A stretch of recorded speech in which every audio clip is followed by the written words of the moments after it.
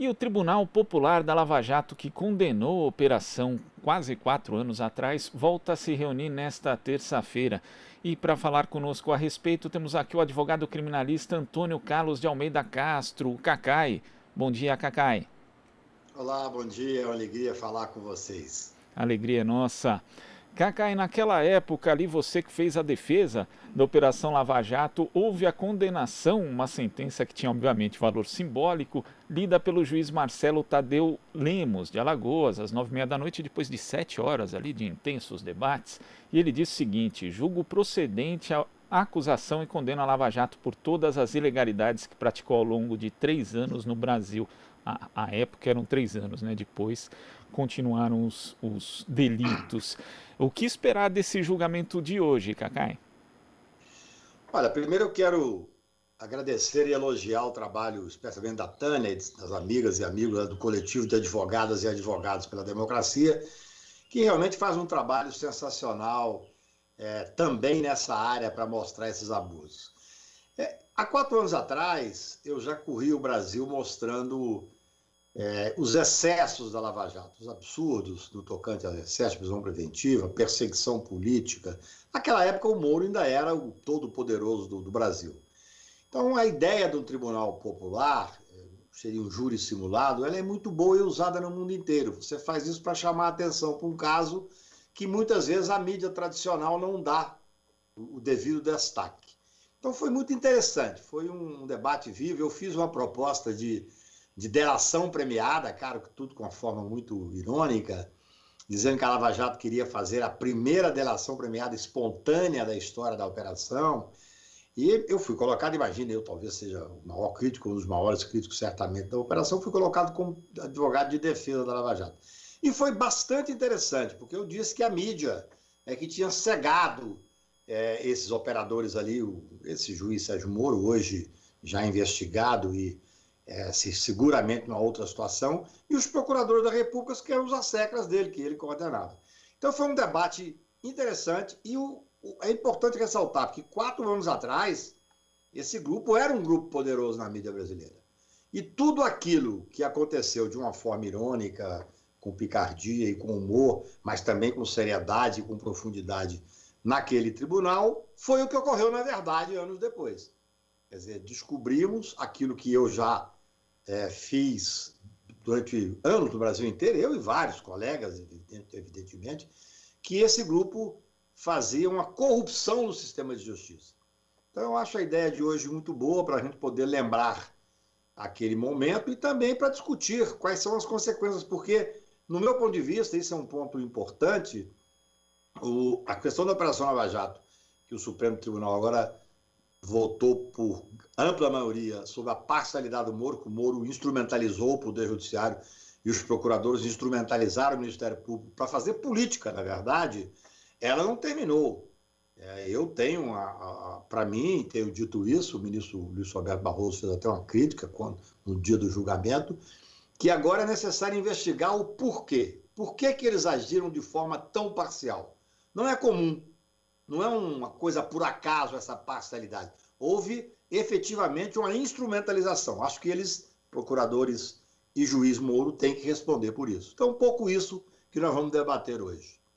Agora ali, naquela ocasião, como você lembra, né, 11 de agosto de 2017, a Lava Jato ainda gozava de uma ampla popularidade junto à opinião pública e isso acabou sendo modificado de lá para cá, inclusive com reversão de decisões tomadas ali no âmbito da operação por parte das instâncias superiores, algo que acontecia muito pouco, na verdade, antes. O que mudou de lá para cá, Cacai? Você acredita que a Vaza Jato teve uma influência grande nessa mudança de ares em relação à Lava Jato?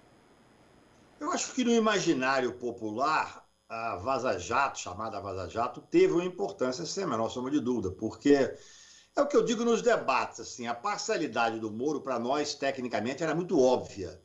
Mas as pessoas muitas vezes não queriam acreditar, porque a grande mídia, eles detinham a narrativa. Quando você tem a grande mídia a seu favor, você conta a história que quer e eles adaptam, eles são muito ruins juridicamente, eles são fracos intelectualmente, tanto o Moro como os asseclas lá, os procuradores. Mas eles eram bons de mídia, eram bons de marketing. Eu me lembro que em 2018, ou seja, um ano depois do júri popular, que nós vamos hoje fazer novamente, o Moro aceitou ser ministro da Justiça. E ainda enquanto juiz, com a toga que ele usou para condenar o principal opositor, e foi o principal, do meu ponto de vista, ele foi o principal eleitor do Bolsonaro, esse governo fascista e genocida que aí está. Nós temos que sempre lembrar disso. O maior responsável pela eleição do Bolsonaro foi o Moro e o grupo dele, de Curitiba. É claro que depois houve uma briga de quadrilha e ele saiu do governo. Mas ele é que elegeu, ele prendeu o principal opositor. Ele esbofeteou o Poder Judiciário ao aceitar, ainda com a toga nos ombros, participar do governo que ele elegeu. Eu me lembro que eu fiz uma matéria, uma entrevista para o UOL, que o título era Moro terá um fim melancólico. Ou seja, nós sabíamos, em 2018 eu disse isso, nós sabíamos das diversas fragilidades, de crimes, de abusos, mas a mídia não deixava que as pessoas vissem. E esse processo, é bom que as pessoas que não são advogadas saibam disso, ele demora mesmo a chegar no Supremo. Demorou muito. E foram acumulando as derrotas no Supremo. Olha, eu mesmo, há 4 anos atrás, tivemos uma vitória, meu escritório, uma vitória importante, ao não receber uma denúncia contra um político, absolutamente, um político de centro-direita, mas por excesso nas delações. Depois começaram a ter vitórias para determinar a liberdade das pessoas por excesso nas prisões preventivas. Ou seja, os abusos foram sendo sedimentados até o momento em que as teses estavam maduras para chegar até o Supremo Tribunal Federal. Eu me lembro que quando eu defendi a presunção de inocência, eu fui o primeiro a entrar com a DC 43 no pleno do Supremo, e nós ganhamos a presunção de inocência, ganhamos para fazer cumprir a Constituição, nada mais do que isso. Eu me lembro que esse juiz comentou a boca pequena, amigos que me falavam, que tinha sido a maior derrota da Lava Jato. Eles sempre tinham a mídia do lado para dizer que a Lava Jato ia acabar se nós falávamos dos excessos, eles falavam que nós éramos contra o combate à corrupção. Balela pura. Todo mundo é favorável a combater sob todos os aspectos da corrupção. Mas não se combate a corrupção cometendo crimes.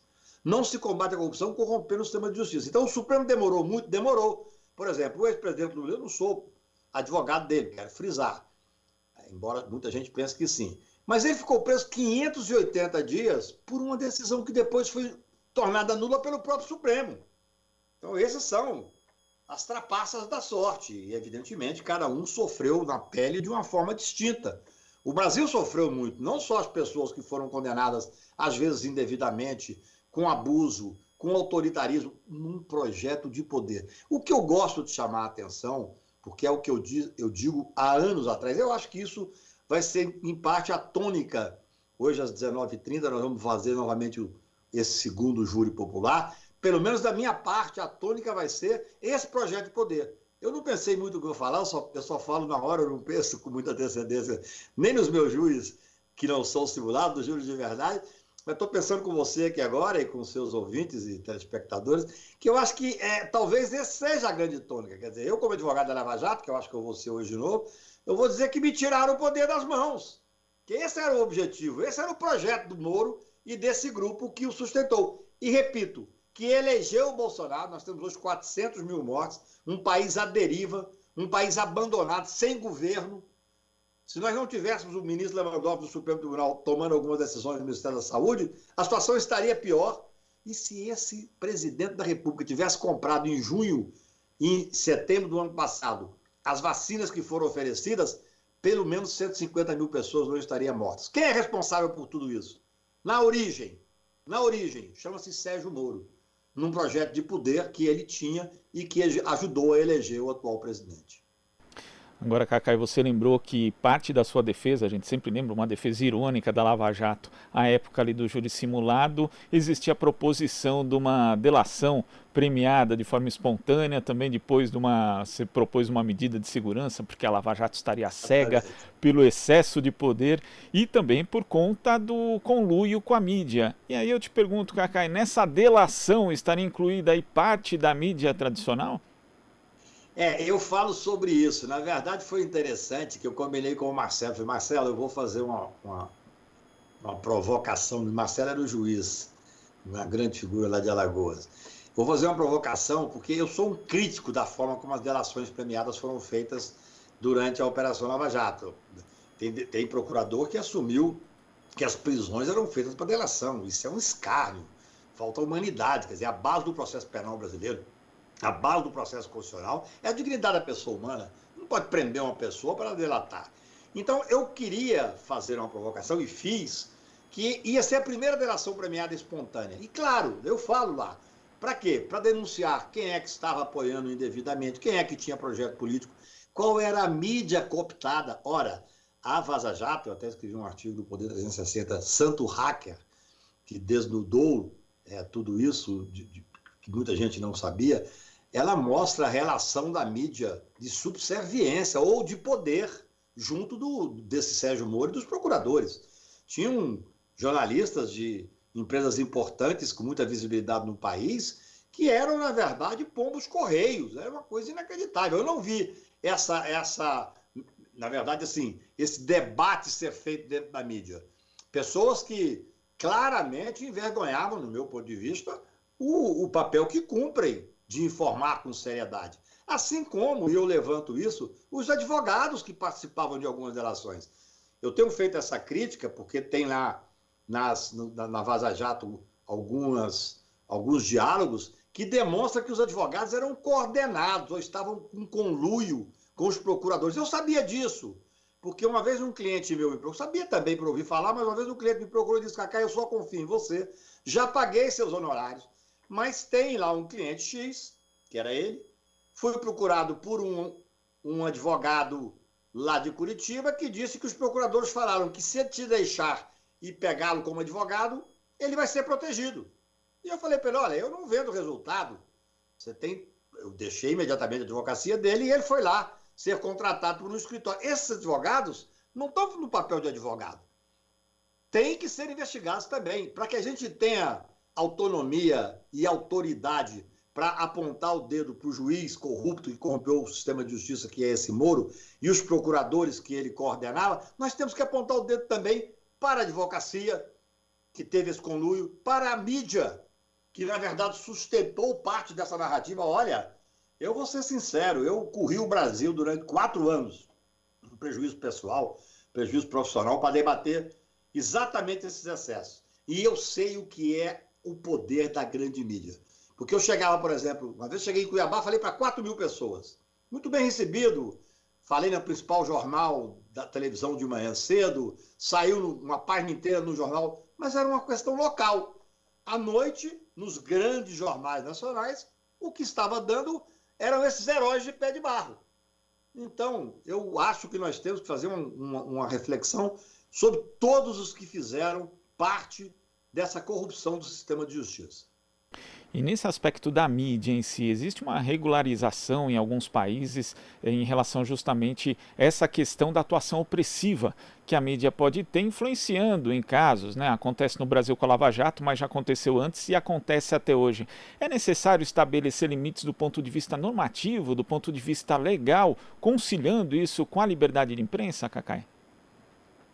Nós temos que ter uma discussão aprofundada sobre, inclusive, a questão da concentração da mídia em determinados grupos, né? A mídia televisiva, a mídia escrita, hoje a internet e tudo mais. Com muito cuidado, como você bem disse, para que não haja nenhuma hipótese de tisnar aí na liberdade de expressão, na liberdade de imprensa.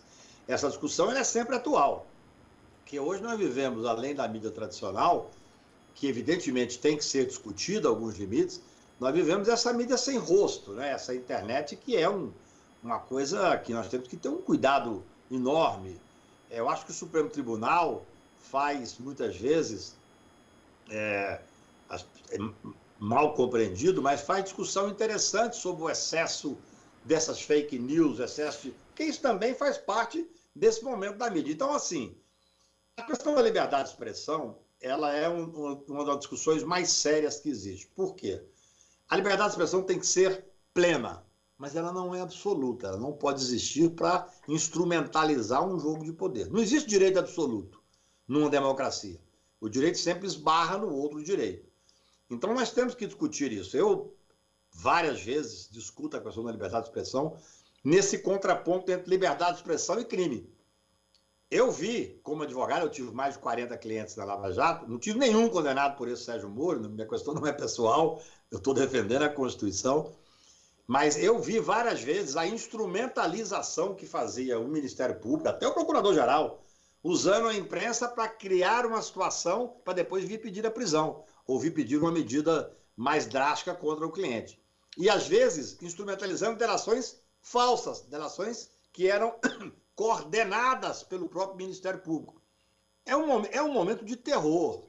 Sabe? Eu gosto sempre de dizer da gravidade da situação que é um juiz estar em coordenação com a Procuradoria e a mídia apoiando, dando um exemplo fora da Lava Jato. Porque se a gente fala do Lula, a coisa fica passionalizada.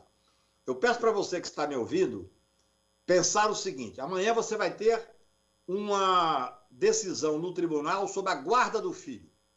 E aí, na noite anterior, você descobre que o juiz combinou com o advogado da outra parte e com o promotor para usar tal lei, porque se ele usar tal lei, o juiz dará a guarda para outra parte. Veja como é grave.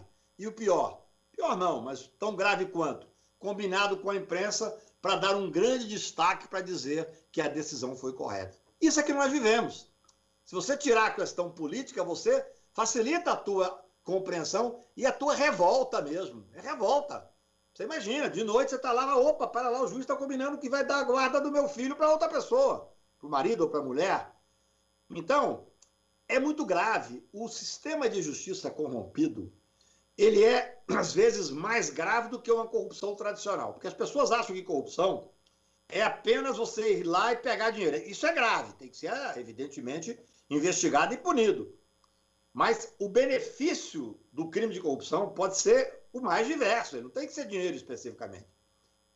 Pode ser, por exemplo, um cargo de ministro da Justiça, tá certo? Pode ser umas benesses quaisquer outras, são várias. Então, nós vivemos num momento grave, demorou muito, mas é o que eu digo, veio tarde, mas ainda há tempo. Porque foi importante que nós tivéssemos feito essa batalha de tantos anos em prol da Constituição. Eu outro dia estava fazendo um debate, ficou até tristemente famoso há 3, 4 dias atrás, e perguntaram, mas por que você defende a presunção de inocência, sendo que nos Estados Unidos a prisão se dá no primeiro grau? Porque a Constituição que eu tenho que cumprir é a brasileira. Eu não tenho que cumprir a Constituição dos Estados Unidos ou da Itália. Se querem mudar alguma questão, não é o judiciário locus para fazer isso. Vá ao Congresso Nacional. Essa é uma discussão ampla que tem que se dar. Eu sou favorável, acho que a cláusula pétrea, a questão da presunção de inocência, não pode ser mudada por emenda constitucional, mas quem pensa que não é cláusula pétrea, que faça a emenda constitucional e discuta no Congresso Nacional. Nós temos que parar, eu peço uma reflexão para quem está me ouvindo, de achar que o Poder Judiciário tem que ouvir a voz do povo para poder decidir os processos, especialmente os processos penais. Quem ouve a voz do povo é o Congresso Nacional. O Judiciário tem que cumprir a Constituição. Por isso eu disse, da tribuna do Supremo, quando fui fazer a defesa da ADC 43 da presunção de inocência, que, para mim, eu me lembrei, na época que eu era estudante, fundador do centro acadêmico, que cada vez queria colocar mais direito na mesa, nas leis.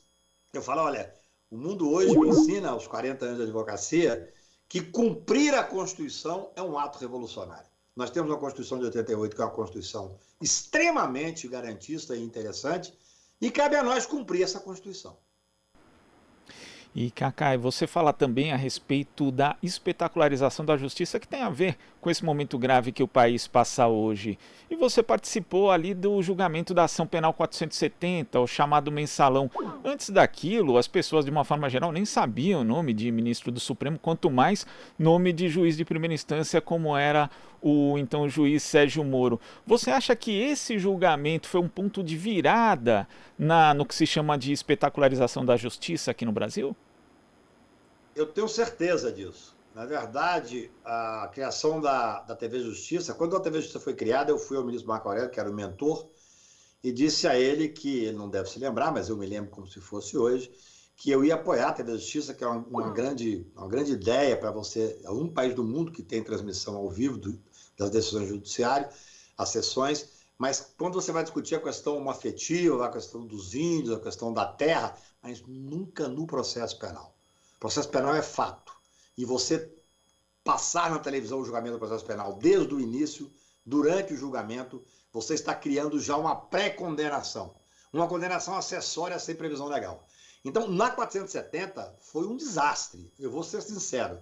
Eu passei 4, 5 meses dentro do plenário. Eu quase que me mudei para o plenário do Supremo Tribunal. E foi a primeira vez que houve uma espetacularização de forma... queriam fazer uma certa glamurosa. Então, você chegava à noite em casa, estava passando de novo o julgamento, mas aí mexiam nas imagens, tinha uma coisa escura, uma coisa clara, uma luz. O processo penal não pode ser assim. Para você ter uma ideia, eu fui advogado do Duda Mendonça e da Zilmar. Os meus clientes foram absolvidos. Eu ganhei no processo, no julgamento do mensalão. No entanto, um dia conversando com o Duda logo em seguida, ele me disse: Cacai, no imaginário popular eu fui condenado. Ele teve que sair do Brasil, montar uma empresa na Polônia e uma empresa em Portugal. Porque para as pessoas, ele já estava condenado. Ninguém se lembra do resultado, ou poucas pessoas só ligadas a ele que se lembram do resultado. Então, essa pré-condenação ela é gravíssima.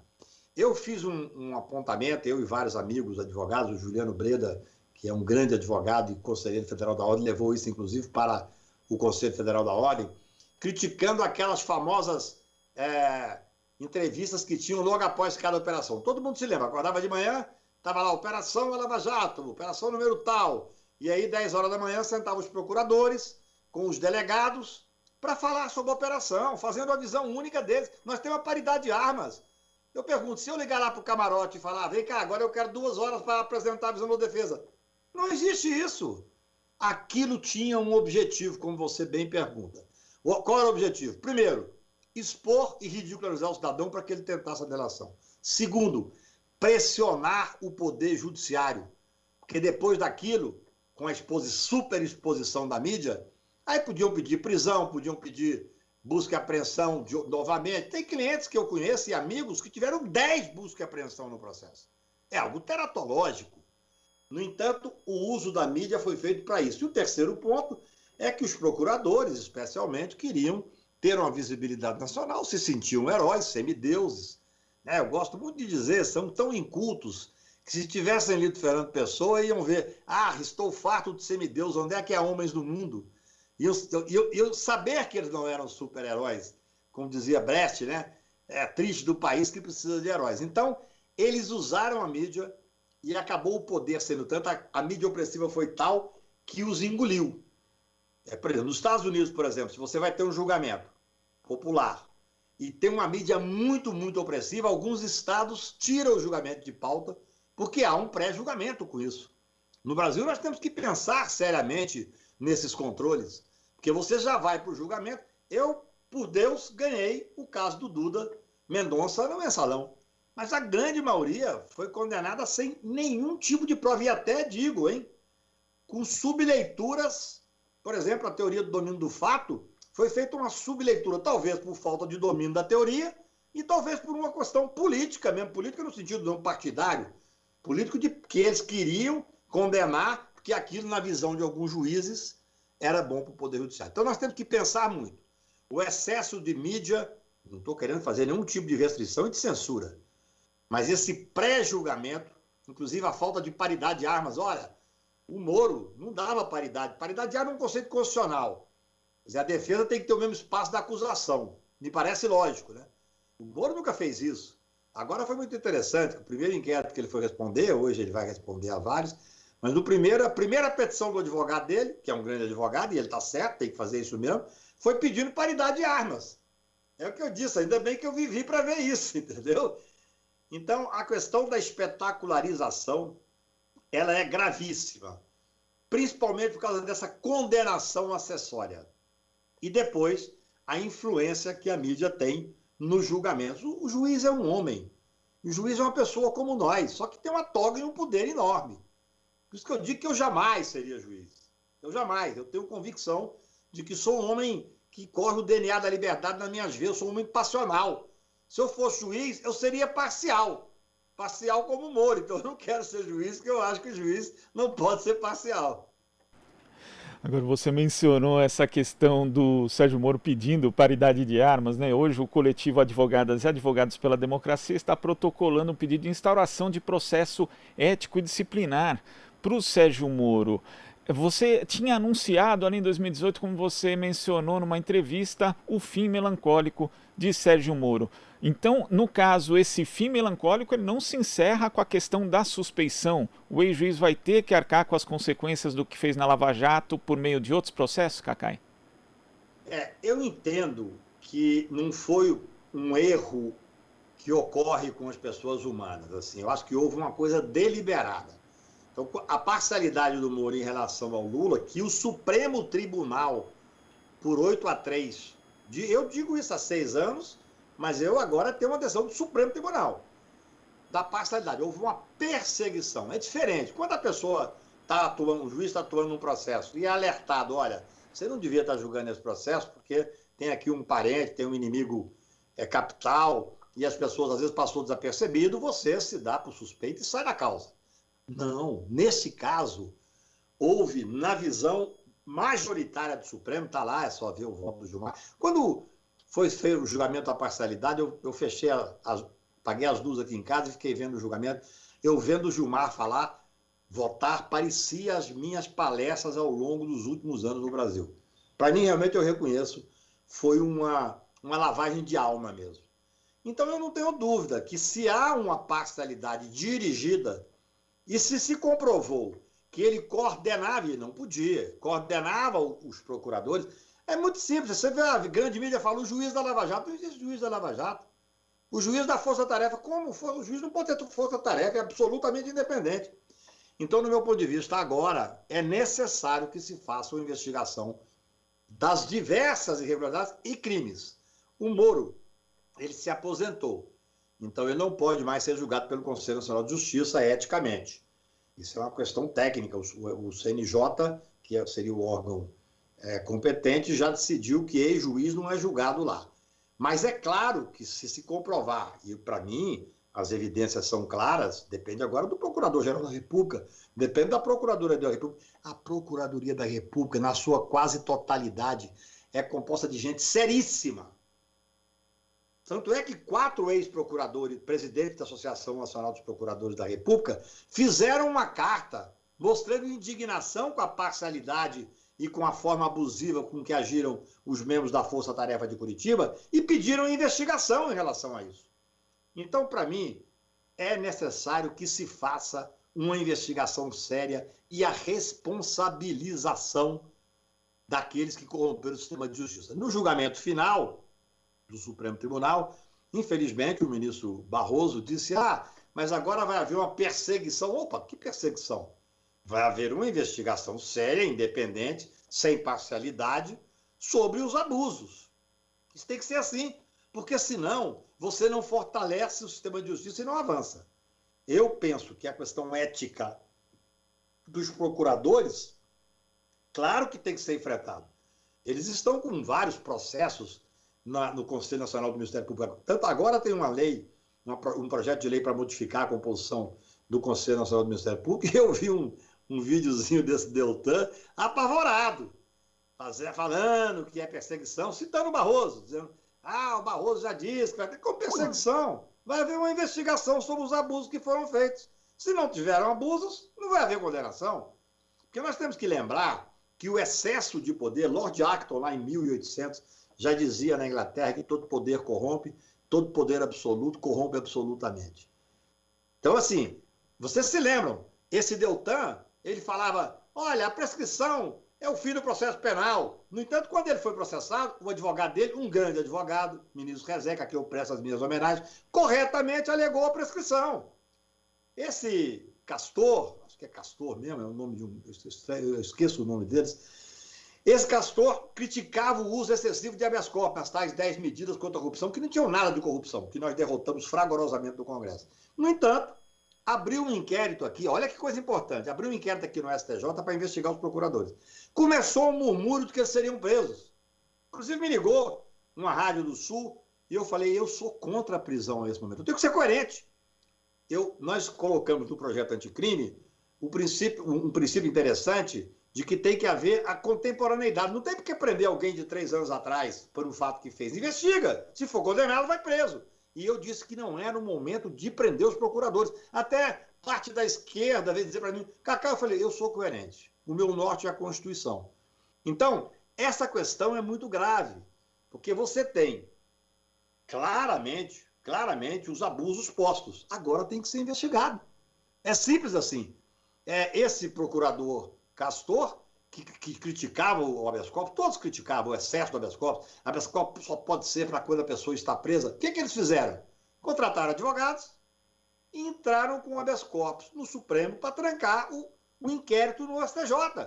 Coisa que eles diziam que era uma covardia, uma instrumentalização contra o sistema de justiça. Não! É o uso dos meios que você tem para exercer a plena defesa. A ampla defesa é um direito constitucional previsto na Constituição. Então é muito interessante.